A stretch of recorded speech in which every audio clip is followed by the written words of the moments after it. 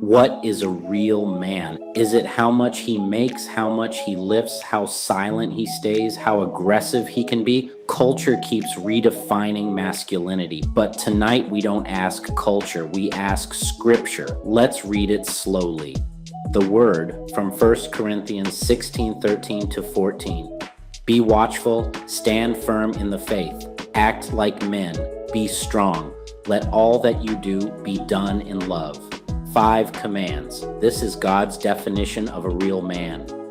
1. Be watchful. A real man pays attention.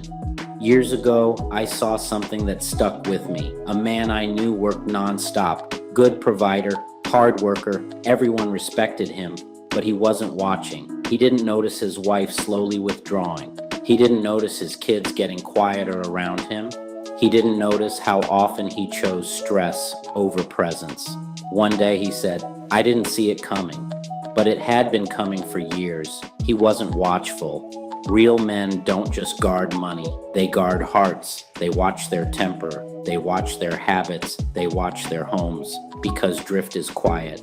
2. Stand firm in the faith. Standing firm means when pressure hits, you don't move. When business slows, when friends mock your convictions, when compromise would make things easier. Standing firm means your values don't change with convenience. Faith isn't just what you say in church, it's what you hold on to when no one agrees with you. If your identity shifts every time culture shifts, you're not standing, you're sliding.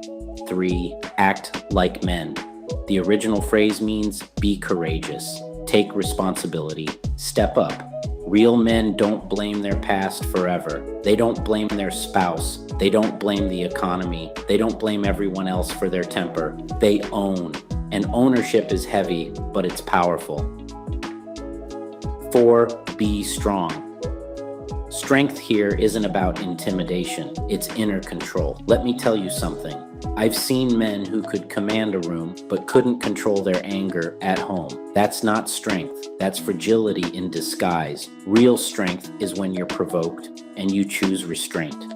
Real strength is when temptation whispers and you walk away. Real strength is when your ego wants to win, but you choose humility instead. Strength isn't volume, it's discipline. 5. Let all that you do be done in love, and this is where everything balances. Because strength without love becomes harshness. Courage without love becomes pride. Leadership without love becomes control. Let me give you one more picture. I once watched a father correct his son in public. He wasn't yelling. He wasn't humiliating.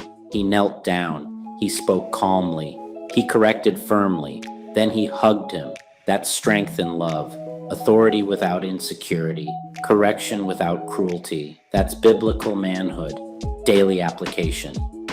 In your business, are you ethical when no one sees? In your marriage, are you leading or dominating? With your children, do they feel safe around you? When alone, are you watchful or careless? Real men don't chase image, they build character.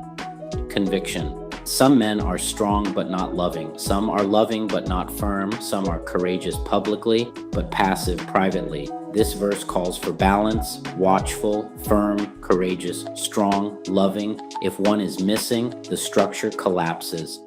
Hope.